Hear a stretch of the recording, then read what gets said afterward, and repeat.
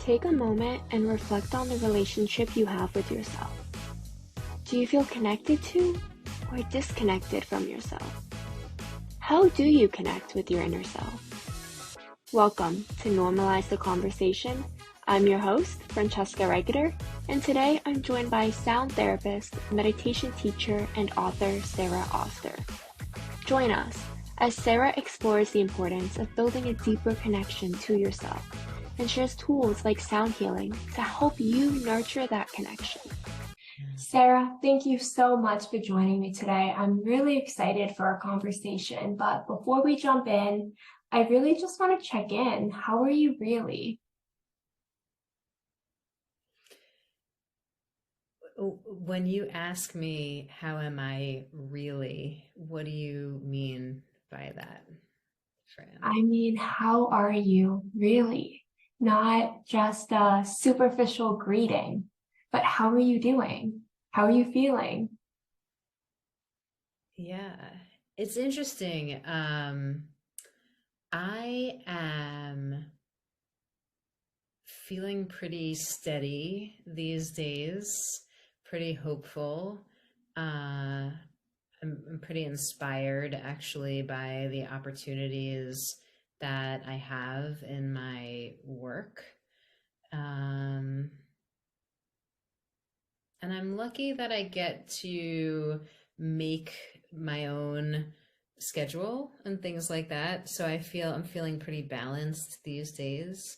I think one lesson that I actually took from the pandemic is to create even more space for rest.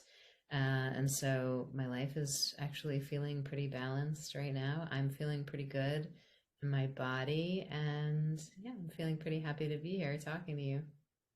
I love all of that for you so much.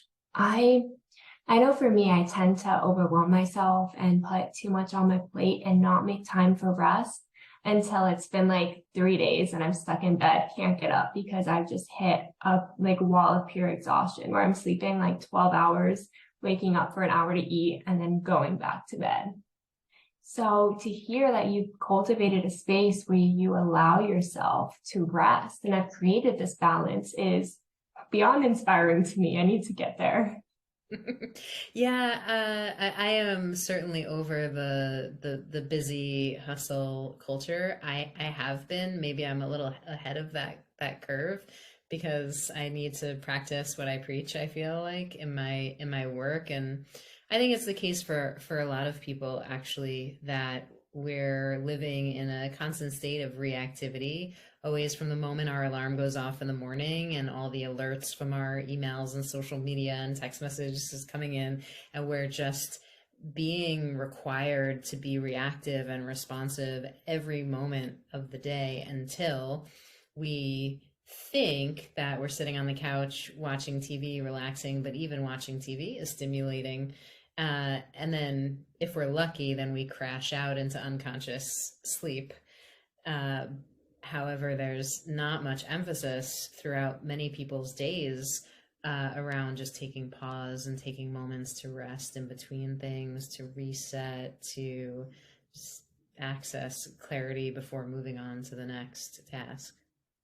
My goodness, yes. I'm so tired of this world where my focus is on creating content all the time and just how much I can produce, right? And that's so true. My phone is like glued to my hand 24/7 because I'm so like stressed about missing an email or a phone call. I mean, I answered a phone call for work at like 9:30 last night. While I was in class, I like turned off my camera, muted my mic, and answered a call.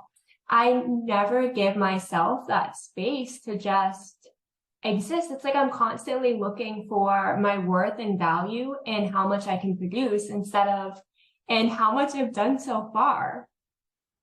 Yeah, I think I've been quietly asking this question to, I don't know, the collective is like, are you content making content? Because it seems pretty anxiety producing, and I would love to just give you an example of a sound bath experience that I facilitated just this last weekend. for a brand for New York Fashion Week, and everybody in attendance was a quote unquote influencer, media person. And I could feel the real difference in the room. Everybody kind of in their phones, nobody really interacting with each other, everybody focused on trying to capture the moment. And so I made a request and I said, I'm going to pose as if I'm in the middle of facilitating. And why don't you guys all take out your phones and you can take as many pictures of me as you want for the next couple of minutes. So you have proof that you were here and you get your content. I know they need that. That's their job. And then let's make a deal. You put your phones away and then be here and have the experience. And they all agreed to it. And we did it, and we all had a laugh about it because I then just made some funny poses just for a giggle. And yeah, and then they put their phones away and actually had a deep and meaningful experience. Yeah. I love that. It's so important that we learn to just disconnect from our phones, from social media. I mean, growing up, they're like, oh, how many followers you have doesn't matter. No one cares about how many likes you have. But it seems like our society has really cultivated this desire to have a high following because that's how you get more opportunities, more brands to work with you, even PR teams to sign you, getting more podcast listeners. The more followers you have, the more visibility and exposure you have. So our society has really become all about posting and taking photos where we are, showcasing where we are, and not giving ourselves the chance to live in the moment. I know me and my friends are at brunch the other day and we're like so worried about taking photos. I'm like, this is so silly. Can we just enjoy our food? We can't because we're so consumed with this idea that we need to be posting to exist instead of we need to just exist as we are. Yeah, and I think there can be a happy medium. I'm not anti-phone. I'm not anti-social media. It's actually social media is a way that I'm able to travel all around the world. It's a way that I've connected to an international audience. And so that's really incredible. The ability of those sort of channels that are available to us now, where we can have interesting conversations and reach new audience and make new connections is really beautiful. However, I do feel strongly that there needs to be more emphasis around, actually being steeped in experience, giving yourself the time to become wise in a particular field of interest. I think the ability to have information at our fingertips has given people a false sense of knowing, because if you have a question, oh, you can just type it in and you get a bunch of answers and you say, oh, I'm an expert on this topic. And so what I fear for, actually, I should say, if we're talking about how I feel really, Fran, what I fear is that this commitment to education, to learning, to studentship is becoming lost because of how fast everything is accessible. Yes, absolutely. When all the information in the world is really available at our fingertips, it's so difficult. But one thing a lot of us often don't realize is what comes up first is a result of SEOs.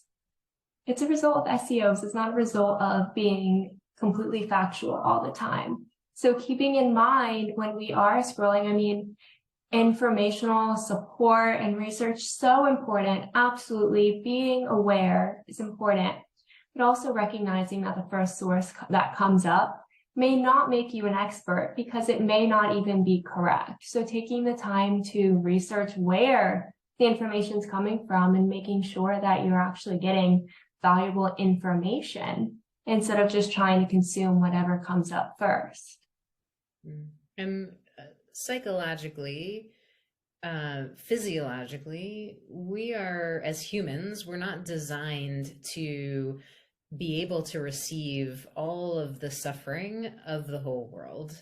And with the with the ability to access all current events from all over the world and every news story that comes up, it can feel really overwhelming, especially if you're a sensitive person, because you might want to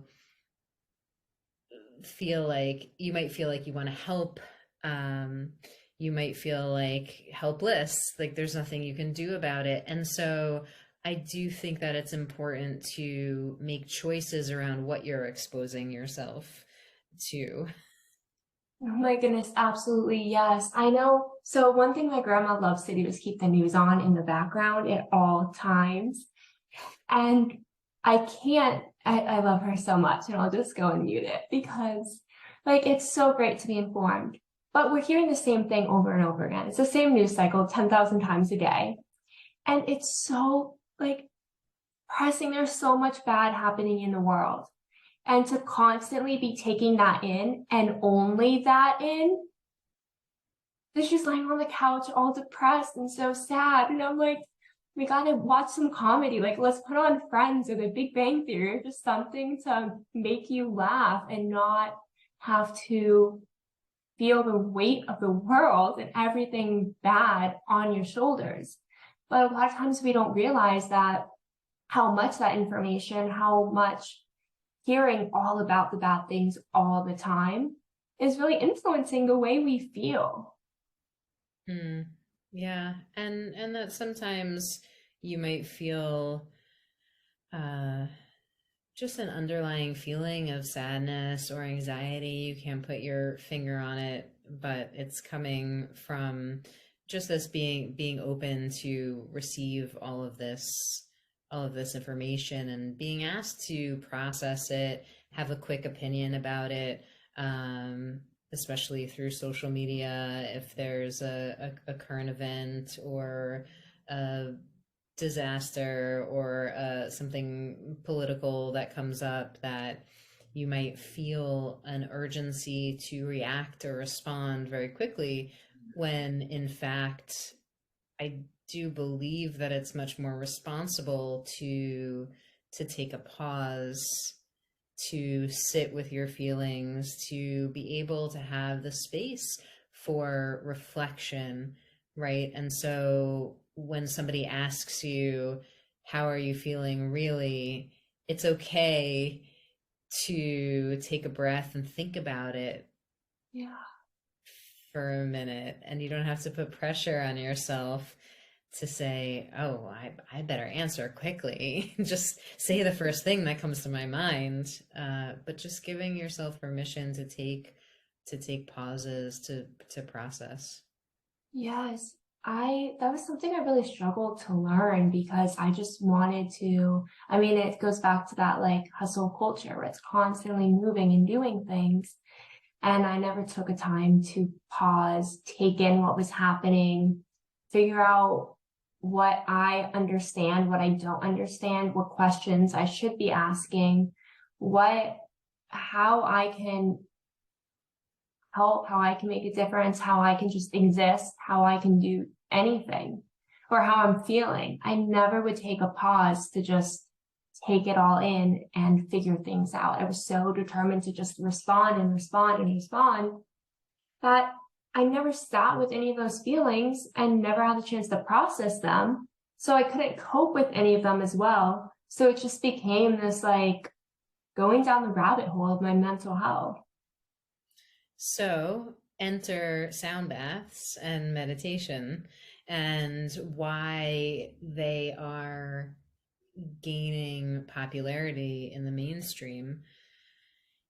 It really, the practice of sitting and getting really quiet is, it's nothing new, but we are in need of it now more than ever because of the hole that exists there, where we aren't stopping to reflect. You know, you just used to be built in. You had to, you know, wait to get your newspaper in the morning so you can, I don't really, you know, I don't remember too well the days before the internet, but I was alive. And you know, there used to be pauses built into life just because things took a little bit more time. And now, because of the quickness of life and information and news cycles and all of that, there aren't really built-in moments to stop and reflect. And so, a sound bath experience gives people permission to take a pause, to put the phone down, to get quiet, to close their eyes, and just to be reflective for whatever it is, 5 minutes, 30 minutes, an hour, you know, as long as you can handle it, and see what comes up, and just be with what is, which nowadays is sort of a novel concept, but really important that we're giving ourselves that space. Yes, exactly. And one thing I really love about it is like I feel like the vibrations inside of me, like in different areas, and it gives me a chance to understand where I'm feeling things. My friends and I used to listen to like sound baths on YouTube, and then we bought sound bowls and we're trying to do it. We're not good at it at all. We can't figure out how to do it well. So we're gonna pretend like that's not a thing for us. But we kept trying, and we just loved the way we could feel like a vibration in our chest or in our throats or just somewhere, and be able to sit with that and recognize that maybe I've been afraid to like speak up or say something, or maybe I've been afraid to allow myself to feel and closing myself off. So it really helped us explore what we were afraid of and like blocking ourselves from. I love it. It's so beautiful that you're exploring that with your friends too, and what you hit on is really powerful, because what you're invited to do in a sound bath is to explore and sense subtlety, something as subtle and ephemeral as vibration. Where you feel it in your body, how is it affecting you? And you get to have these really rich communications and conversations with yourself. And so it becomes a very deep experience of self-inquiry that is also gentle, you know, not where you're aggressively drilling yourself with questions or putting any kind of pressure on yourself, but just letting yourself be still enough to allow answers and observations to reveal themselves. Yes. And I think that for me, at least, I was never taught how to explore or listen to myself or understand myself. I was kind of taught the stereotypical of what a female should be, what a cheerleader should be, what a good girl should be, just like all these little things that who I should be, and never giving myself a chance to just ask who I am and what I'm feeling and explore what I'm afraid of, what I'm holding myself back from. I never had a chance to just really self-reflect. And then when I did, a lot of times it was in therapy, and I'm a huge advocate for therapy. I love therapy. However, sometimes it felt overwhelming being asked questions like directly and not like coming up with them with myself and sitting with myself. I kind of felt maybe a little pressured to have an answer, and felt so like ashamed to not have an answer for my therapist. So with the sound baths, one thing that I love is it just gave me a chance to, I didn't expect to have like any kind of vibration or self-discovery, but it just kind of came out of nowhere and brought so much benefit into understanding myself in a different way. Yeah, and I really feel that sometimes that's all it takes, is giving some space around something, whether it's something challenging that's going on with you mentally or physically, instead of aggressively poking at it or picking at it, to just kind of sit back and observe it and let it do what it does, and listen. That's really what it is. What you're being asked to do in a sound bath is to listen to the sounds that are being played into the room, and listen to what's coming up for you. And when I facilitate, I always say it's everybody's experience of sound is unique to them. So that if there are sounds that come up in the experience and you think, ooh, I felt this in my chest, is that normal? Or my leg just twitched a little bit. Does that happen to everyone? Or I just started crying out of nowhere. Like, is that what's supposed to happen in a sound bath? I've heard it all. I've been doing this for a long time, and a lot of different things can come up for people, and that's because they're giving space around themselves to let things. It's almost like a sifting of sorts, arranging a configuration of what's going on, and it allows you to kind of take a step back and get a different perspective on what's going on. When you've never really had that space to take that step back, it can feel a little like out of body experience. That's how I would describe it the first time. I had no idea what to expect going into it. And I just remember feeling like my whole body was so relaxed, but then also like vibrating everywhere. Like I was just feeling so much, and I didn't know how to explain it. But the next day when I woke up, it was at night. So the next day when I woke up, I just felt a tiny bit lighter. I was like, okay, I'm going to try this again and do this again. And I finally had realized how little space I gave myself to just exist and turn my brain off and focus on the present, focus on the sounds I'm hearing, focus on myself. Mm-hmm. And when you've never done that before, it can feel a little overwhelming, but it's such an amazing, amazing experience and feeling for the first time focusing on you. Mm. Yeah, that's beautiful. And I think that there is no barrier for entry to a sound bath. I've worked with a lot of different kinds of people of all ages and interests and nationalities and physical abilities, you name it, across all industries. And I feel that whoever you are, whatever you do, wherever you come from, that you can show up as you are in the experience of a sound bath. It gives you permission to simply be as you are, which a lot of people don't have the opportunity to do that, and it can feel really powerful.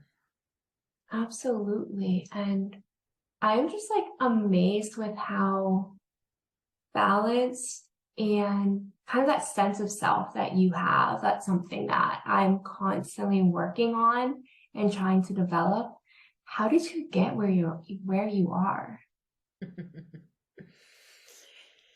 So it's interesting. I always think of, not that I walk around in my life quoting Steve Jobs, but he did give a really interesting graduation speech. It's up on YouTube somewhere, where he talks about all the different jobs he had before Apple, and how I don't forget exactly, but how he studied calligraphy in college and had all these like different kinds of interests.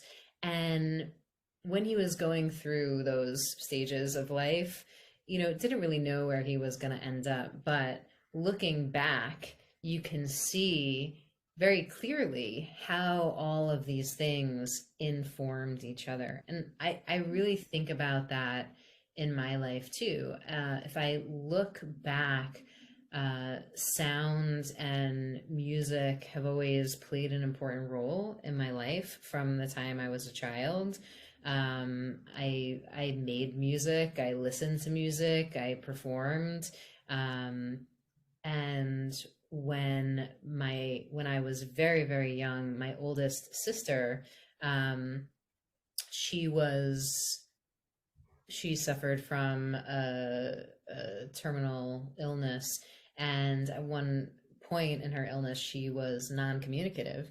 But we would play music for her favorite songs, her favorite bands, and there would be a shift in her eyes. You could see that she was aware, and I think that really, really stayed with me as I explored my work as an artist and as a musician. And I was always fascinated about that effect that sound had. And I started to create artwork. I'm just giving you these little markers of my life because I feel like they're really important, kind of pivotal moments.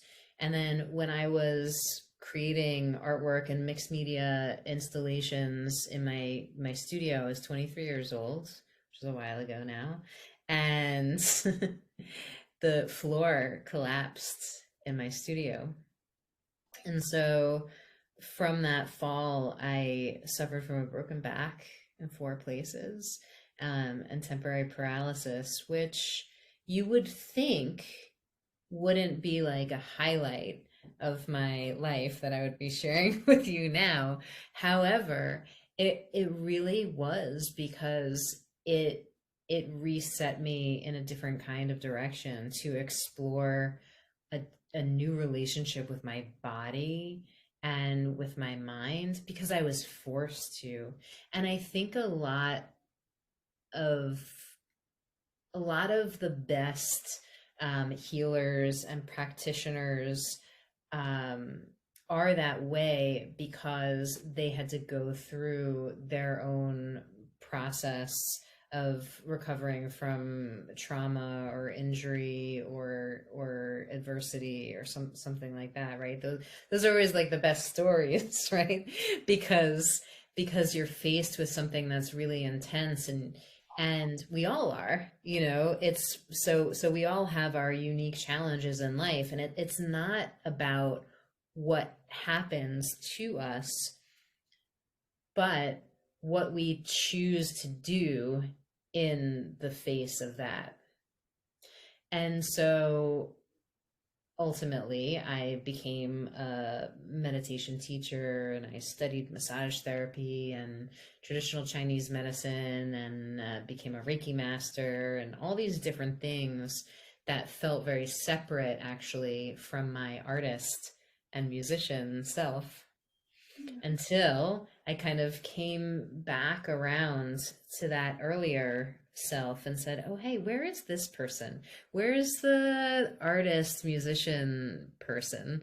I miss that person.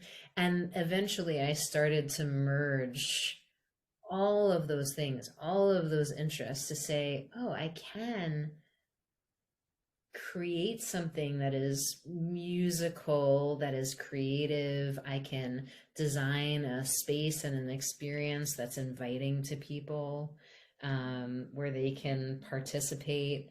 And I can use all of this knowledge that I have in my studies in physiology, kinesiology, neuroscience, and all these psychoacoustics and all these other things. So that was it for me. I mean, I know it was a long-winded way to get there, but you say it's like, I think for me, to answer your question a little bit more simply, how do I get to be this way that I would interpret you saying as maybe embodied or confident in who I am and those types of things. It's acknowledging all the different sides of myself and not trying to hide any any part of it in the work that I do. And just honoring, that kid who used to love to draw and I still love to design things, and just acknowledging all of my interests and helps me to feel comfortable.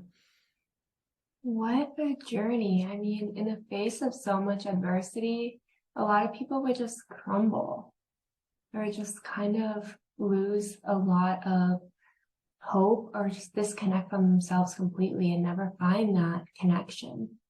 And you really took all of it and turned it into ways kind of to connect deeper to yourself, to support yourself, to grow more and more into who you are and who you're meant to be. And then to use that to help others and help others do the same is completely, I don't even have the words. It's so incredible. I am so appreciative of you and your journey and how you're using it to really help others. Well, I hope that what you see in me is something that you see in yourself, because what you do is quite similar. And I hope that whoever's listening can also reflect on that and think, what challenging thing have I had to overcome, and have I been through it, and how did I get through it, and how can I help someone else get through it using what I know, having been on the dark side or having been at this low point. How did I manage to get out, and how can I impart that wisdom to somebody else or extend a hand to somebody else? I think that's the best way to sort of pay it forward, and that not to over glamorize the story. There was certainly a very, very low point where I was not inspired to do anything. Let's not leave out the ugly parts.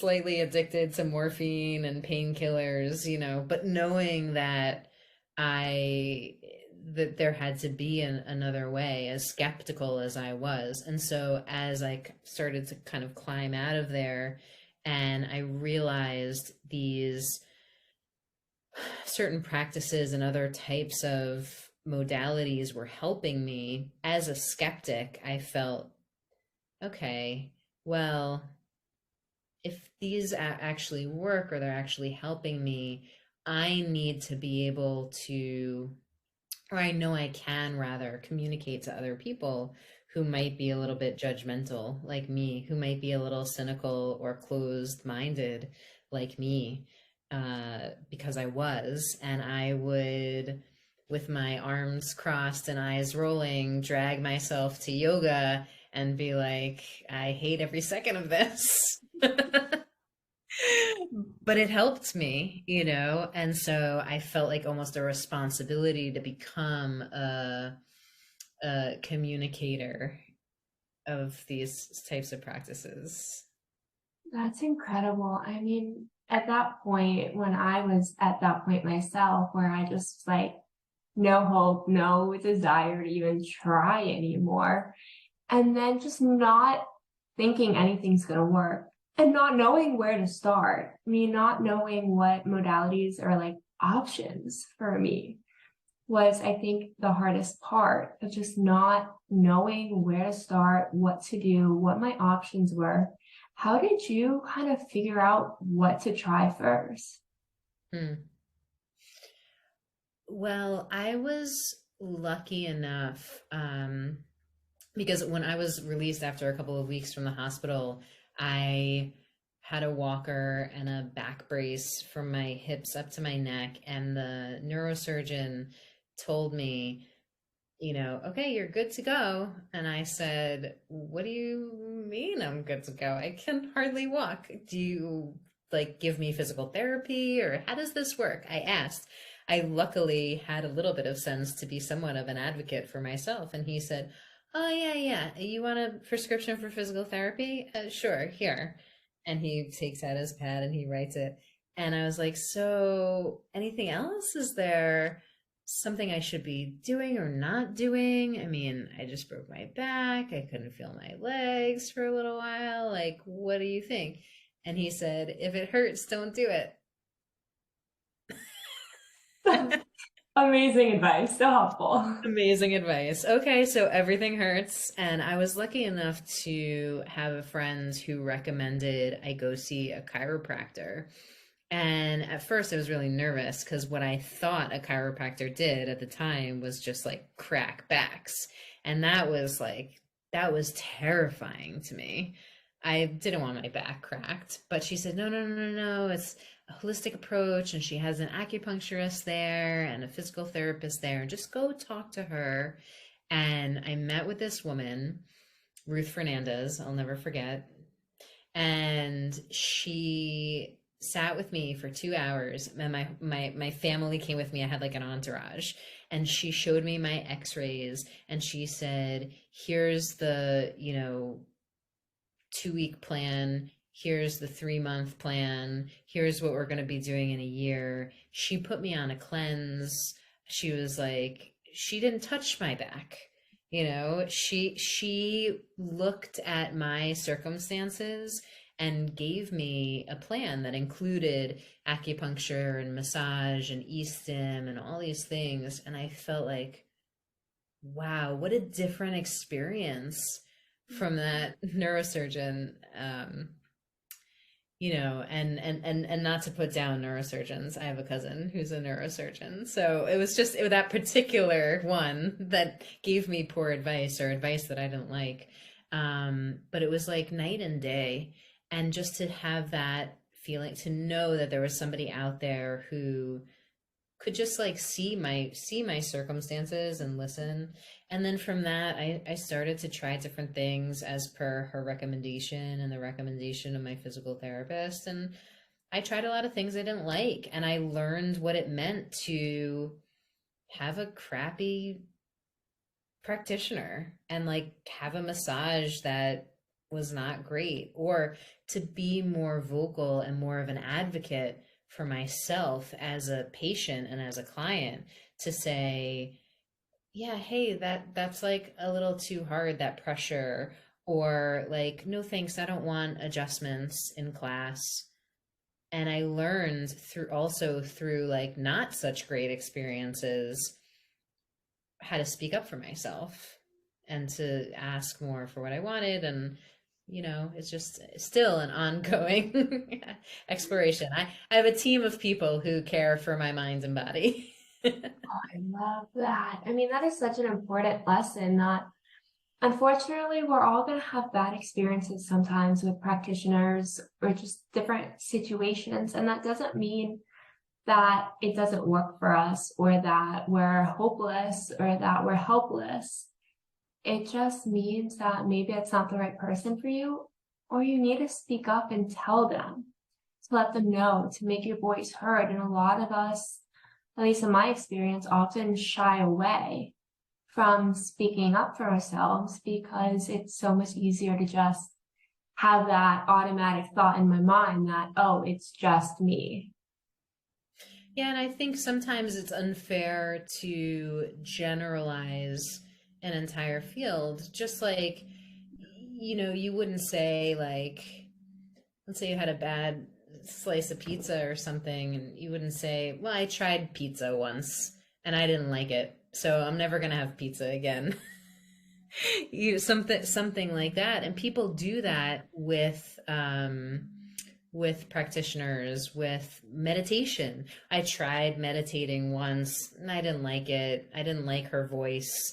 I didn't like, and they just kind of write it off without saying, oh, well, there's levels to it. And there's, different qualifiers of teachers and practitioners. And so it's important as a student, as a patient, as a client, to do some research about the person that you're going to and feel comfortable to ask them questions, especially if you have a particular thing that you're working on, whether it's mental or physical, that you could feel comfortable to say, this is what's going on. Do you have experience working with people with that?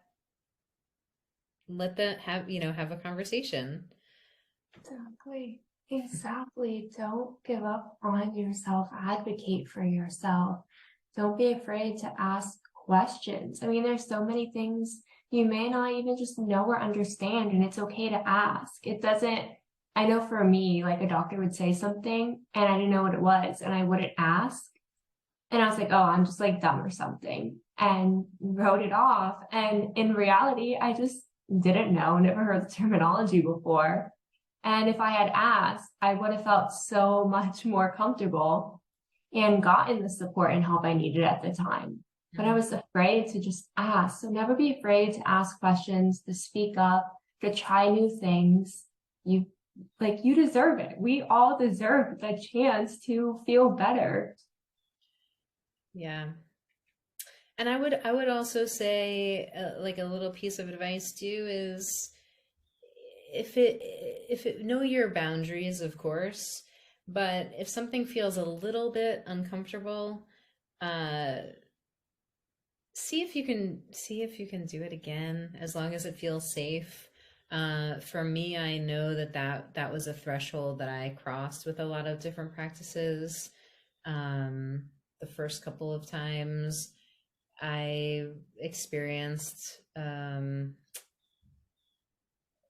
sound healing, actually. It was not enjoyable to me. And not only was it not enjoyable, it was more like, yeah, I don't really like this, and this is what I don't like about it. And I didn't feel great about it, but I said, I get the concept, and I think I want to try it again with a different person. And, so just being open and curious enough to keep exploring. Yes. Explore your options. Give yourself a chance. And one thing I love that you said was recognizing why you didn't like it that first time. Because a lot of times we often say, oh, I don't like this, but we don't take the time to explore why. And if we don't explore why, we can't adjust it, right? Like, oh, I don't like this pizza. Why don't I like it? Maybe the sauce wasn't good. Okay, so that's not the pizza, it was the sauce. So figuring out why you didn't like it and maybe finding an option that works better for you, because there's so many different teachers out there who do it differently, who offer just something a little different that might work for you and what you need. Yeah, maybe you're just not in the mood for pizza. Like, that's the other thing too, is, we are very complex beings, and every day we're going to show up differently. And there are so many variables for that. How much we slept the night before, if we got into an argument with a loved one, or, it's like all of these things affect us on many different levels. And so when we show up to an experience, when we show up to the pizza, it could be us too, and the pizza's fine. Yeah. So you have to kind of remember that, and be gentle with yourself with that too, as you kind of explore these options. Absolutely. Sarah, you have just been the most amazing vessel of, honestly, like, calmness and inspiration. I am so happy you joined me today. Thank you so much.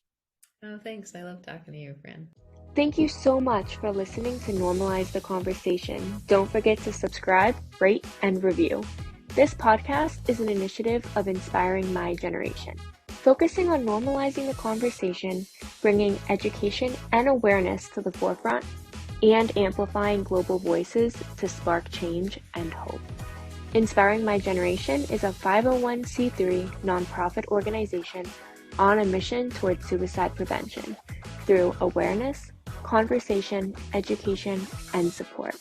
Connect with us on Instagram at Inspiring My Generation and visit our website inspiringmygeneration.org to learn more about our work and how you can make a difference.